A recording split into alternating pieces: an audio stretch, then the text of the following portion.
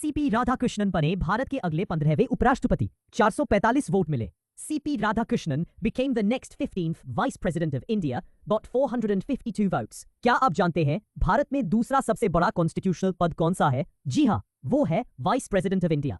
सितंबर 9 में 2025 को हुआ था भारत का वाइस प्रेसिडेंशियल इलेक्शन, एक ऐसा चुनाव जो कॉन्स्टिट्यूशनल डेमोक्रेसी की मजबूती का प्रतीक माना जाता है। इस बार एनडीए नेशनल डेमोक्रेटिक अलायंस ने अपने उम्मीदवार सीपी राधाकृष्णन को खड़ा किया और उन्होंने 445 वोटों से जीत हासिल की। प्रतियोगी कौन कौन है? Who are the contenders? CP Radhakrishnan, पूर्व तमिलनाडु बीजेपी चीफ, 2 बार MP, governor of Maharashtra. Justice B Sudarshan Reddy, retired supreme court जज, इंडिया ब्लॉक नॉमिनी। कॉन्स्टिट्यूशनल और जुडिशियल ग्रेविटास का प्रतीक। यह चुनाव क्यों महत्वपूर्ण है?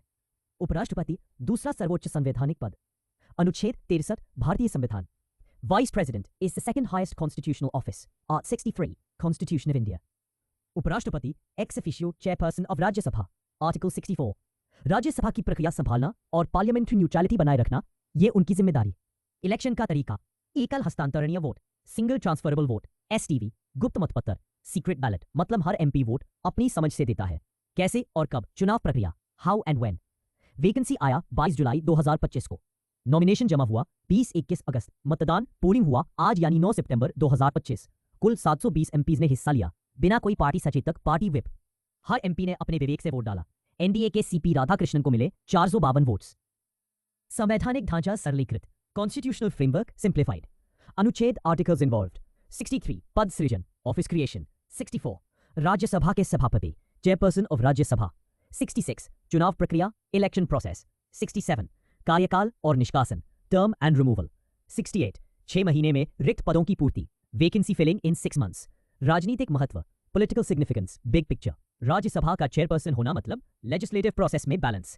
रीजनल रिप्रेजेंटेशन, दोनों उम्मीदवार सदर्न इंडिया से। कोएलिशन डायनामिक्स, एनडीए की क्लियर मेजॉरिटी। ईसीआई की ट्रांसपेरेंट प्रोसेस, डेमोक्रेसी की ताकत। समय रेखा सारांश, टाइमलाइन समरी।